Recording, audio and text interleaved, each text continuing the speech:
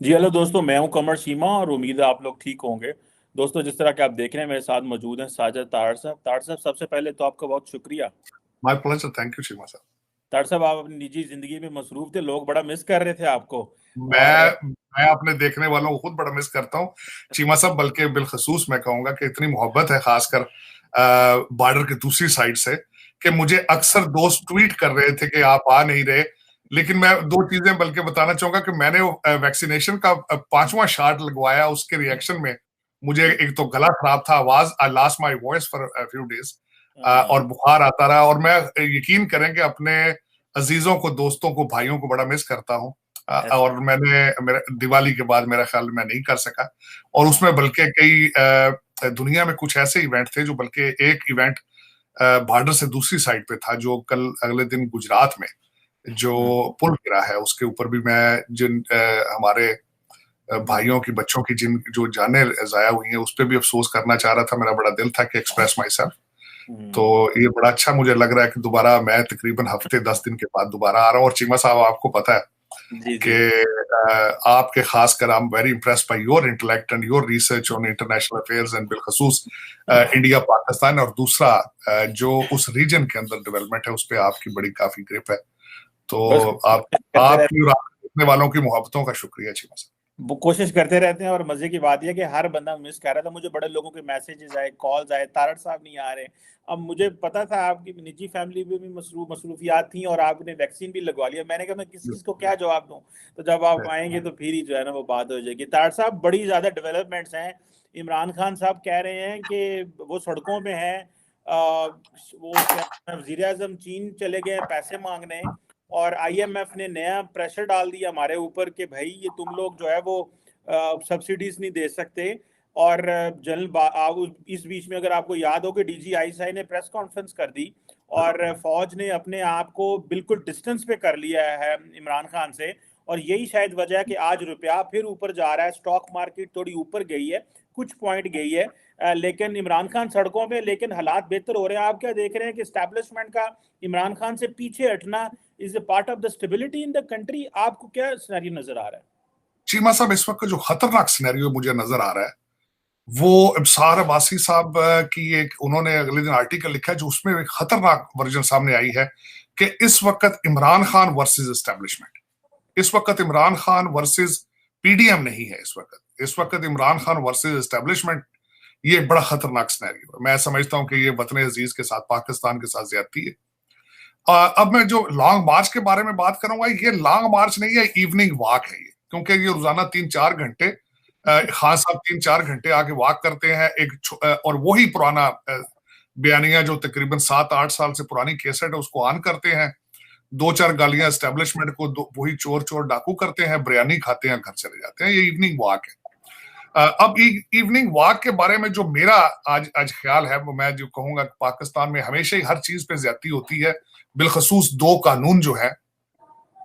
अब ये मैं आपकी याद दिलाना चाहूंगा, जब टीएलपी निकली थी बाहर, तो वो उसको दहशतगर्द तंजीम करार दे दिया गया था। उनको वजीराबाद के पुल के ऊपर इस तरह आगे से उनको रोका गया था, जैसे डू और डाई का माहौल बनाया गया था। और ये जो रोजाना डेली बेसिस पे आजम स्वाति ने एक रीट्वीट की थी, तो वो अब भी बेचारा चीख रहा है कि मेरे कपड़े उतारे, तो इस तरह किया गया। ये इंसान रोजाना डेली बेसिस पे अब नाम भी लेकर, अब तो इदारों के अफसरों के नाम लिए जा रहे हैं। इस इंसान के पास कौन सा ऐसा लाइसेंस है जो आज तक 75 साल में किसी पाकिस्तानी के पास नहीं रहा? मुझे ये क्वेश्चन मेरे ज़हन में, ये बहुत बड़ा एक क्वेश्चन है कि इस इंसान को क्या, कौन सा एक ऐसा लाइसेंस दे दिया गया है कि ये जिसके नाम मर्जी लेकर बदनाम करे, तबाह करे, चैलेंज करे, और इसको ये हर चीज से मुंह भर रहा है।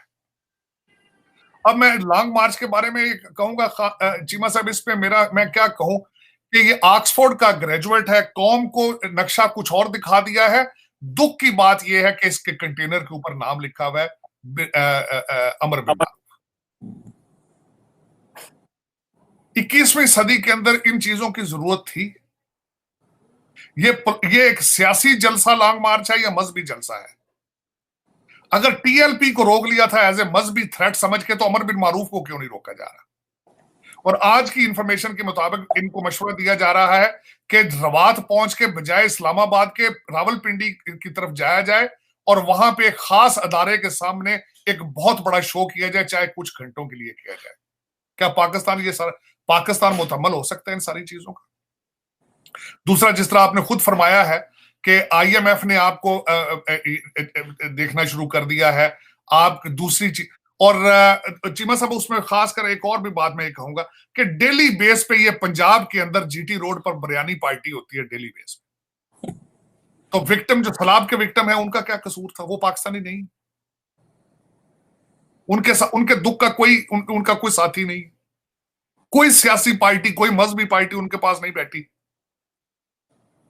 ये मैं और सब दुख की बात ये है कि मैं ये किसी पार्टी के साथ नहीं हूं। मैं ये नहीं कह रहा हूं कि ये गलत कर रहे हैं, दूसरे ठीक कर रहे हैं। दूसरे भी मुसलसल अपने 25 माइल रेडियस के अंदर डेली बेस पे एक नए वजीर को ऐड कर रहे हैं। वो भी 75-76 तो उनकी भी हो चुके हैं वजीर इस वक्त। और दूसरा मुझे दुख की बात है कि जब हमारे कहते हैं बाबा जी गए हैं, जब मियाँ जी गए हैं जब बीजिंग, आप कभी देखें किस तरह जहाज भर के गए, कितने लोगों को लेकर गए, जरूरत थी उनकी? पूरा पीआईए का जहाज एक भरा है उन्होंने, और कोई पूछने वाला नहीं है, कोई उनको बताने वाला नहीं है कौन बिल देगा उसका, जहाज ले जाने की क्या जरूरत है, आप जाने, आपका ऑब्जेक्टिव क्या है वहां पे। मैंने उसकी पूरी वीडियो देखी है कि उसमें ऐसे लोग थे जो इनरेलीवेंट है। पीडीएम के सारे, मौलाना फजलुर रहमान के छोटे भाई भी गए हैं, मरियम औरंगजेब भी गई मेरा ये क्वेश्चन, ये 75 साल, मैं आज बल्कि दुख के साथ एक ट्वीट की है और मैंने कहा खुदा के लिए, मैं क्या 75 सालों के बाद अब पाकिस्तान बना लो यार, अब थक चुके हैं लोग, थक चुके हैं लोग अब इससे ज्यादा। और दूसरा, एक चीमा साहब, मैं एक और भी बल्कि मेरी तो रिक्वेस्ट इसी बात पे होगी, इदारे हैं जो कुछ भी है, सारा कुछ जो ड्रामा पाकिस्तान में 75 साल से हो रहा है, अगर इसके साथ लोग हैं तो इसको हुकूमत दो यार, लोगों को सबक सीखे। वो भी उन्होंने 3.5 साल 4 साल में कुछ नहीं सीखा उस्मान बुजदार से, तो 4 साल और दे दें इसको। 75 साल में आपने कौन कौन से ब्लंडर नहीं किए, एक ब्लंडर मजीद से क्या फर्क पड़ता है? क्या फर्क पड़ता है? इसका भी शौक पूरा कर ले। अगर अवाम साथ है, अगर उसको इतना घमंड है कि मैं ही वाहिद अमीरुल मोमिनीन हूं, मैं ही सिर्फ पाकिस्तान बचा सकता हूं, तो देन चाबियां इसको इस्लामाबाद की। ये अगर नहीं है तो फिर अरेस्ट करें, पकड़े इनको। आप तबाही का, बर्बादी का इंतजार क्यों कर रहे हैं? ये मेरे लिए मैं इसको लॉन्ग मार्च तो खैर नहीं कहूंगा, मैंने कहा ये इवनिंग वॉक है, ये एक ड्रामा है। रोजाना शाम को एक नए शहर में किया जाता है, 10 किलोमीटर किया जाता है, उसके बाद रोक के फिर वो जो जाने वाले लाहौर चले जाते हैं और दूसरे कौम वहीं बैठती है और अमल बिन मारूफ का रेड़ा सुबारा उठा के, जिस तरह वो होता था ना, वो रोमन क्या था वो, एक बहुत बड़ा उन्होंने एक बनाया था घोड़ा जिसके अंदर कैदियों को डाल के ले जाते थे तो सुबह घसीटते हुए, ये तो बिल्कुल उसी तरह हेलन ऑफ ट्रॉय, वो सुबह फिर घसीटते हैं, अगले शहर में ले जाते हैं। आज गोंदला वाले चौक में जाके ड्रामा करेंगे, गुजरांवाला में, आप सुना यही। और दूसरा जो मैं यहाँ पे क्योंकि मुझे खुद तशवीश थी कि इतना स्लो स्पीड क्या है, वजह क्या है, और दर हकीकत देखा जा रहा है कि वो वेट कर रहे हैं मिलिट्री चीफ की समरी के बारे में सुना है। वो पहुंचना चाहते हैं इस्लामाबाद, जब समरी बाहर निकल आए वो उस जाके रैपिड अपना उसके ऊपर अटैक करना चाहेंगे उस एक समरी के लेटर के बाद।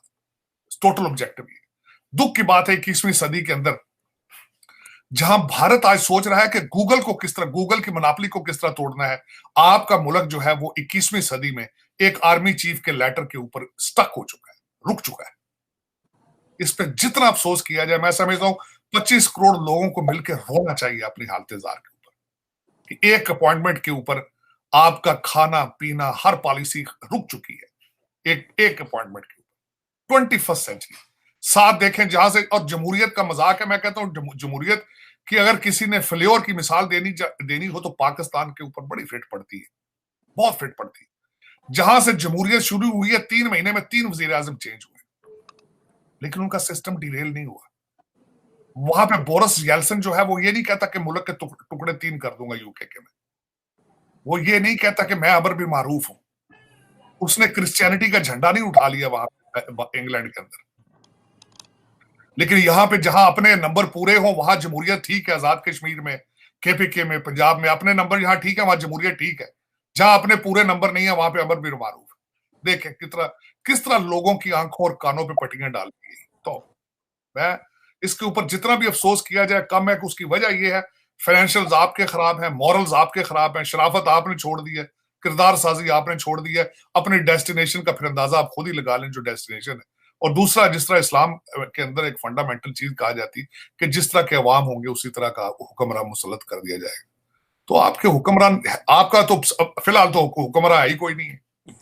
देखिए खान साहब कहते हैं जी मैं इनके साथ नेगोशिएट नहीं करूंगा, बिल्कुल ये चोर है, चोरों के साथ नेगोशिएट नहीं करूंगा। आज उनका एक राइट हैंड मिनिस्टर है, एक्स मिनिस्टर, उसने स्टेटमेंट दी है कि नवाज शरीफ मान ही नहीं रहा, सारी डोरे नवाज शरीफ के हाथ है। देखिए किस तरह के तजाद है, लेकिन पूछने वाला ही कोई नहीं।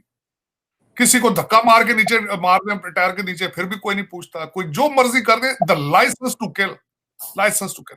लेकिन इस सारी चीजों में मैं ब्लेम करूंगा अपने एक अदारे को जिसने 75 साल से पाकिस्तान को रूल किया है, जिसने हर सियासतदान को ट्रेन किया अपनी झोली में बिठा के, लेकिन इसको एक ऐसा लाइसेंस दे दिया है कि जिसके बारे में अब दुनिया की अखबार अब कार्टून लिख रही है, उनके बारे में कार्टून बना रही है। और वही एक अदारा पाकिस्तान, इनको भी इनकी डोरे आज भी उनके हाथ में। वो डेली बेस पे बयान एक दे देना कि हम सियासत में दूर रहेंगे, वो भी एक सियासी बयान है, वो भी एक सियासी। अब वो कहते हैं it's too late now, it's too late, you have created a master. अब जिन बोतल से बाहर आ चुका है वो ऐसे अब वापस नहीं जाएगा। ये बल्कि सबसे बड़ी गलती है आपकी कि जिन को बोतल में बंद नहीं आप कर रहे हैं। तो मैं कहता हूं ठीक है, फिर जिन को मुल्क की चाबियां दें, फिर आपका क्रिएटेड प्रोजेक्ट है, आप सारे मानते हैं, मैं भी मानता हूं कि पॉपुलर तरीन लीडर है। फिर अगर आप जमहूरियत के बारे में सोचते हैं तो फिर उसको दें इस्लामाबाद, उसको इस्लामाबाद दें। इलेक्शन तो वो चाहते ही नहीं है। देखे ना इलेक्शन वो किस तरह चाहता है, वो कहता है जी मेरी मर्जी का इलेक्शन कमिश्नर हो, मेरी मर्जी की अपोजिशन हो, मेरी मर्जी का आर्मी चीफ हो, मेरी मर्जी का चीफ जस्टिस हो। जमहूरियत तो वो चाहते ही नहीं, वो डिक्टेटरशिप चाहता है, तो दें उसको। वो कहता है मार्शल लग जाए, मुझे क्या परवाह, लग जाए मार्शल। बिल्कुल कल उन्होंने इंटरव्यू में कह दिया, उन्होंने कहा जी मार्शल आप मुझे कोई से मेरी सेहत पे असर नहीं पड़ता, मार्शल चले। मार्शल आई है पहले भी, चीमा साहब कौन सा पहले दूसरा ला है वहां पे, पहले भी मार्शल आई है, पहले वहां भी कौन से कोई कानून है कोई। मेरा मसले अदालतों के हालात आपने देख लें, आपका नंबर 124 है 130 में से, तो पहले वहां पे कौन से कानून और आइन की जो पहले आप अगर देखा जाए तो हालत जारी है पहले की। लेकिन एक दुख के साथ मैं कहूंगा कि पाकिस्तान के बारे में जब भी बात हुई है तो गर्म हवाओं की बात हुई है, कोई अच्छी बात की तरफ ना कुछ जमहूरी तरबियत है ना मोरालिटी है। और देखे, और दूसरा देखना, मैं बल्कि एक और बात भी आज मैं डिस्कस करना चाह रहा था, बल्कि मैं डिस्कस करूंगा आपके साथ चीमा साहब मजीद, कि ऋषि सोनक के बारे में मैं बल्कि बात करना चाहूंगा, जो कि नए प्राइम मिनिस्टर बने यूके के जी। उसके बारे में मैं उनके बारे में काफी पढ़ता रहा हूं। अल्टीमेटली अगर सोचा जाए तो he is from us, he is a Pakistani American, और he is not a Pakistani British, बल्कि ही इज हमारे पंजाबी अगर कहा जाए या उस रीजनल कहा जाए, गुजरावाला बिल्कुल। उनके जश्न ओरिजिनली अगर सोचा जाए तो गुजरावाला में मनाने जाने चाहिए थे कि he is a son of our soil, Gujranwala. लेकिन हम नफरतों में कितने आगे चले जाते हैं कि क्योंकि हम एक ऐसी गलत तरबियत की गई है, चीजें नफरतें इतनी फैला दी गई हैं जिसकी ज्यादती है। मैं बल्कि जावेद चौधरी साहब का आर्टिकल था, उसमें उन्होंने कहा कि किस तरीके से डॉक्टर अब्दुल सलाम के बारे में इटली में उनका सेंटर बनाया गया कि, और अगर देखा जाए तो हमारे कायदे आजम साहब ने जब पाकिस्तान बनाया था तो वजीर कानून हिंदू थे वहां, और उस वक्त हमारे सर जफरुल्लाह खान ही वज कादियानी थे मजहब की। बल्कि मैंने अगले दिन एक रीट्वीट किया अपने एक हिंदू पाकिस्तानी की बात को, उसने कहा काश कभी पाकिस्तान के अंदर हिंदू वजीर आजम बन सके, हिंदू पाकिस्तानी, और मैंने रीट्वीट किया, मुझे उसकी बात बहुत खूबसूरत लगी। इंटेलेक्ट बेस्ड होने चाहिए, intellect based. Every Pakistani living in Pakistan is a Pakistani. आपको मजहब से ऊपर होकर सोचना पड़ेगा।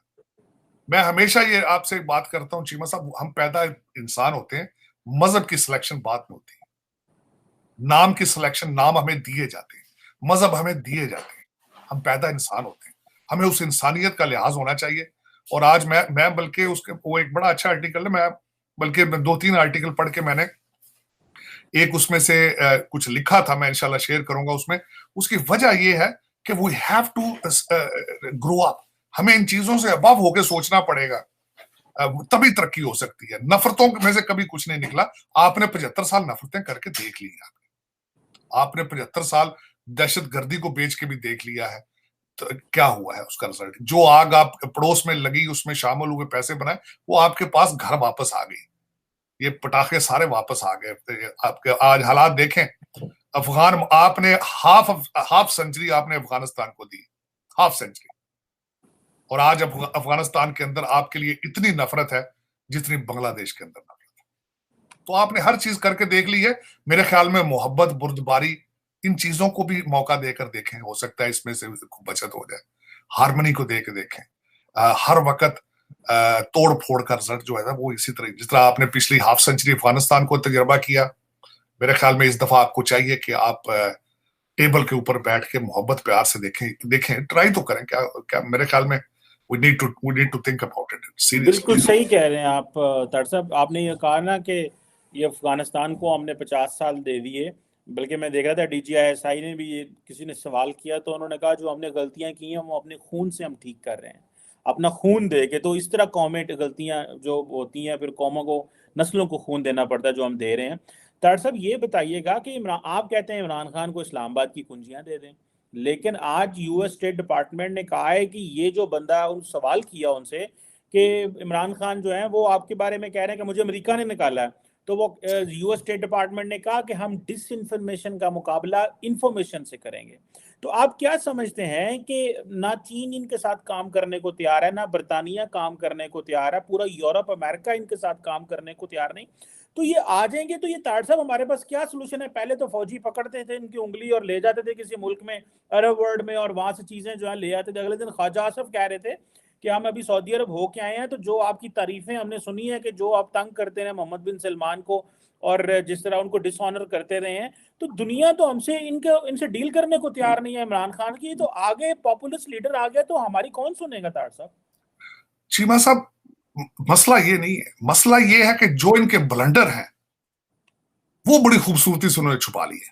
अब मैं एक आर्टिकल पढ़ रहा था, उन्होंने कहा कि PTI के लौंडे लपाड़े और नून लीग के बाब वर्सेस नून लीग के बाबे। नून लीग इस वक्त सबसे बड़ी बात, नून लीग की सबसे यंगेस्ट औरत है मरियम नवाज, और वो भी नानी भी है, दादी भी है। उनके नून लीग वाले अभी तक अखबार पर बैठे हैं और इधर से वार चल रही है ट्विटर के ऊपर। बाबा ये भी 70 साल का, बच्चा ये भी नहीं है, लेकिन देखें ना जिस तरह की तकरीरें करता है। कल फिर कंटेनर पे 70 साल के बाबे ने जिस तरीके से बिलावल भुट्टो की नकलें उतारी हैं, ये कोई मैच्योर आदमी करता है? अब मैं जो उसमें बात करना चाहूंगा चीमा साहब, बात यह है कि पहले भी जहां जाता था गंद करके आता था, बाजवा साहब जाके मिन्नतें करके हालात ठीक करके आते थे। ये घड़ियां बेच के आता था, टर्की में जाके मोहम्मद बिन सलमान को गालियां देता था, फिर मलेशिया में आके यू टर्न ले लेता था, सी पैक इसने बंद करा दी थी, बाइडन कॉल नहीं करता था, पहले भी हालात सख्त खराब थे इसके। लेकिन बात यह है कि इसने बड़ी खूबसूरती के साथ इसने थिएटर अपना बना लिया ना, इसने थिएटर की बुनियाद रख दी है। बच्चियों के डांस कराए जो इसने, वो उस पर बड़ी कौम ने उसको पसंद किया है। तो उस जो 3.5 साल उस्मान बुजदार, मैडम फरा, गुजर साहब, सारा कुछ उसने कवर कर दिया, वो छुपा दिया ना उसने, नीचे कर दिया। और दूसरा, मैंने कल भी फिर मुझे किसी दोस्त ने भेजा है कि खातून ने जिस तरह कहा था कि इस सदी का पैगंबर जो है इमरान खान। अब पैगंबरों के मुकाबले आप किस तरह करेंगे? दूसरी पार्टी पैगंबरों के मुकाबले स्टैब्लिशमेंट कर सकती है आपकी? अब वो दुनिया सारा कुछ उसका, अगर बैठा डिबेट की जाए तो सारा कुछ सामने नजर आ रहा है, सारा कुछ नजर आ रहा है कि किस तरीके से जुल्फी बुखारी क्या वीजा चाइना ने बंद कर दिया था, दूसरा जो टेलीकम्युनिकेशन मिनिस्टर था उसको वीजा नहीं दिया गया, सी पैक किस तरह रैप अप किया गया, किस तरीके से सारा कुछ। मेरा मकसद, उनको पता ही नहीं है फॉरेन पॉलिसी क्या है। वो एक अपने तकब्बर में इतना, वो कहते थे जब तक बाइडेन नहीं आएगा। देखिए मिसाल, CIA का चीफ गया, उन्होंने मिलने से इनकार कर दिया। तो ये उन्हें पता है पाकिस्तान की बर्बादी है, इसमें कोई शक नहीं है, हर बंदे को पता है, हर जी शऊर इंसान को पता है कि जो करते रहे ये पिछले 3.5 साल 4 साल। लेकिन बात यह है कि विनर वो है, बात तो ये है विनर वो है, हर चीज छुप गई है उसके बयानिए के नीचे, बात तो ये है। तो अगर कौम का ये फैसला है, कौम का ये फैसला, कौम तबाही चाहती है तो दे उनको तबाही। फिर कौम तबाह होना चाहती है तो आप किस तरह रोक सकेंगे चीमा साहब? मेरा ये क्वेश्चन है, एस्टेब्लिशमेंट से क्वेश्चन है कि अगर कौम कहती है कि हमने तबाह होना है तो आप किस तरह रोक सकेंगे? तार साहब ये हर जगह ओथ ले रहे हैं लोगों से और कह रहे हैं कि मेरा साथ जरूर देना, मेरा साथ ना छोड़ना, जिधर जाते हैं हाथ खड़ा कर लेते हैं। क्या इनको खतरा है लोग नहीं आएंगे, या कि ये अपना कल्ट पैदा कर रहे हैं? तार साहब नहीं, कल्ट तो पैदा हो चुका है, कल्ट तो पैदा हो चुका है। जिस तरीके से वो इन्होंने मजहब का कार्ड देखे ना, नया नया पाकिस्तान का नाम भी नहीं लेते, अब वो सिर्फ अमर बिन मारूफ का बात करते हैं। वो कहते हैं कि जिहाद है, ये सियासत नहीं है।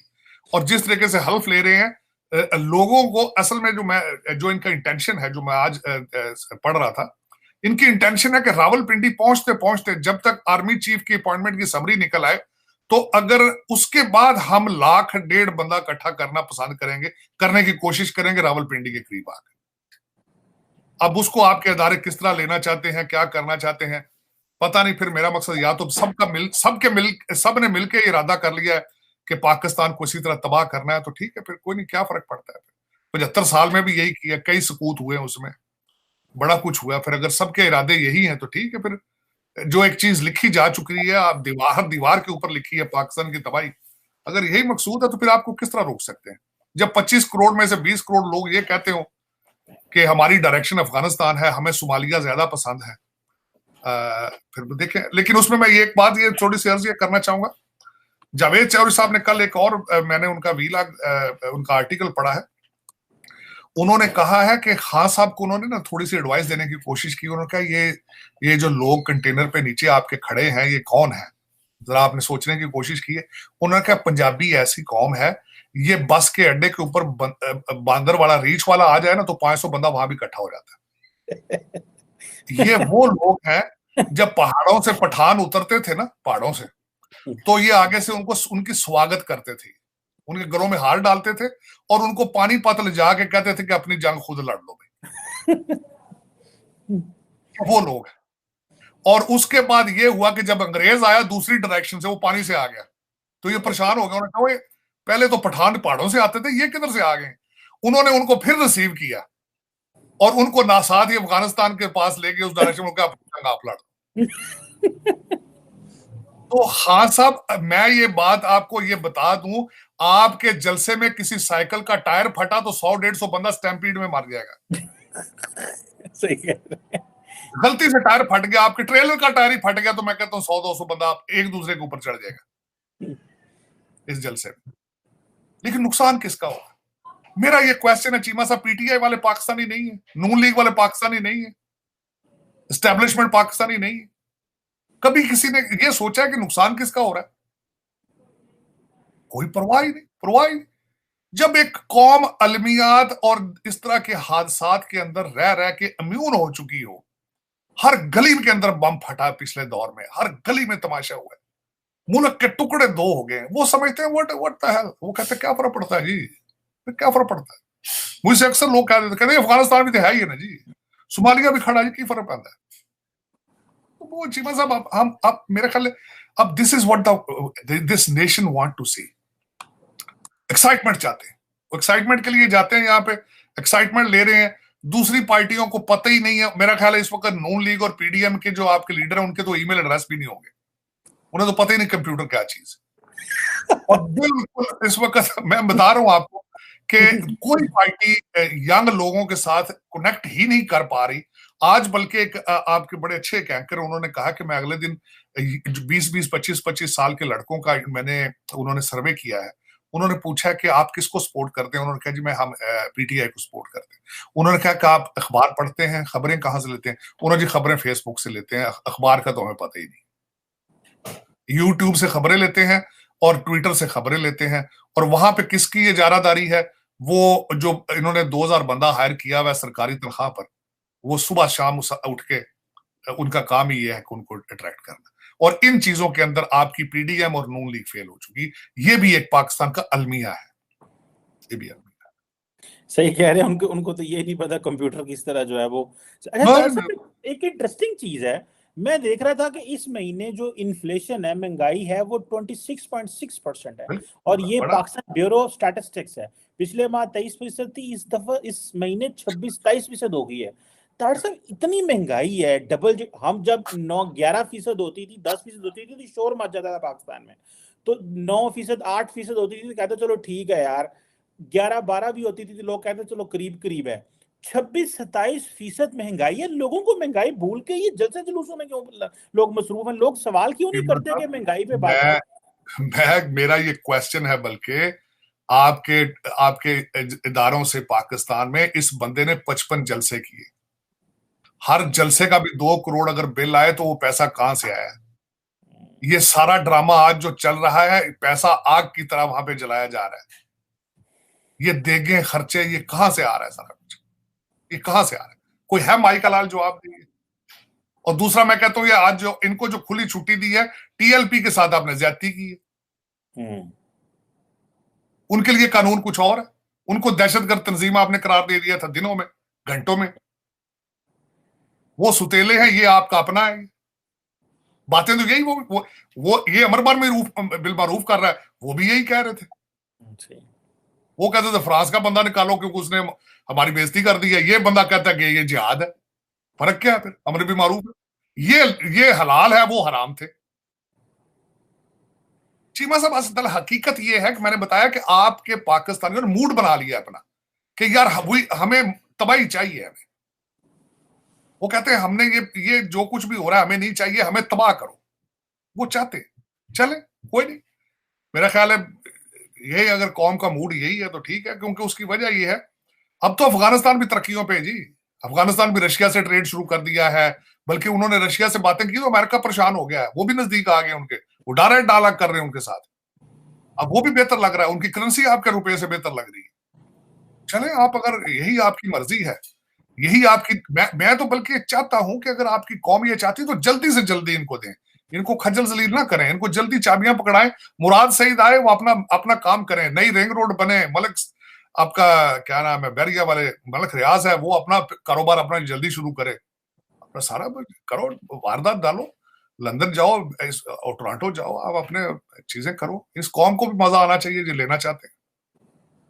और वो जो लंदन वाली जो मलक रियाज से इन्होंने करोड़ों रुपए कौमी खजाने में डलवा लिए।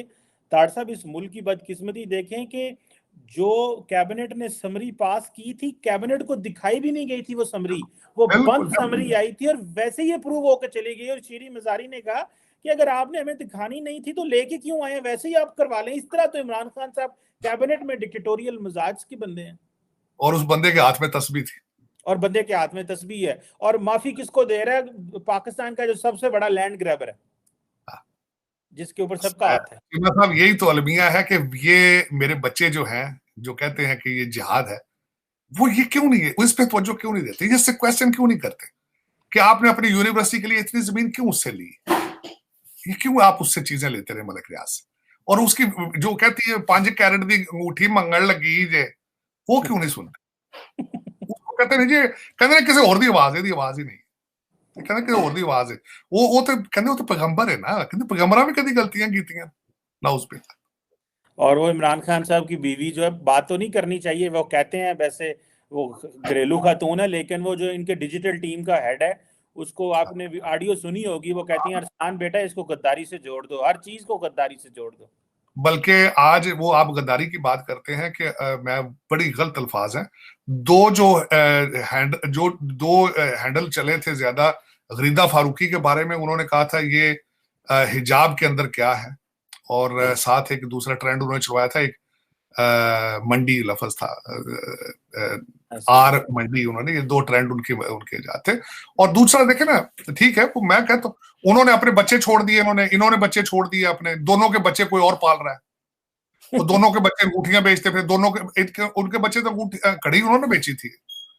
जो हमारी खातून अव्वल है, उनका बच्चा दुबई में घड़ी बेच कर आया था। लेकिन ये देखे ना, देखे इस तरह तो फिर होता रहता है ना, जब पैगंबर होते हैं वो तो इस तरह की बातें करते रहते हैं, डाइजेस्ट हो जाती। लोग अंधे हो चुके, आंखें बंद हो चुकी, कानों के अंदर शीशा पड़ गया उनके अंदर, वो कुछ ना देख रहे हैं ना सुन रहे हैं।